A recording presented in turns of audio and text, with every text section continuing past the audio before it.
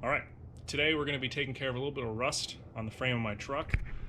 As you can see, it could use a little help. There's a couple spots here and there that are a little rough. What I'm going to be using is Rust-Oleum Rust Reformer, and then topping that off with some Krylon Rust Protector. And why do I have two different brand names of paint? Why not?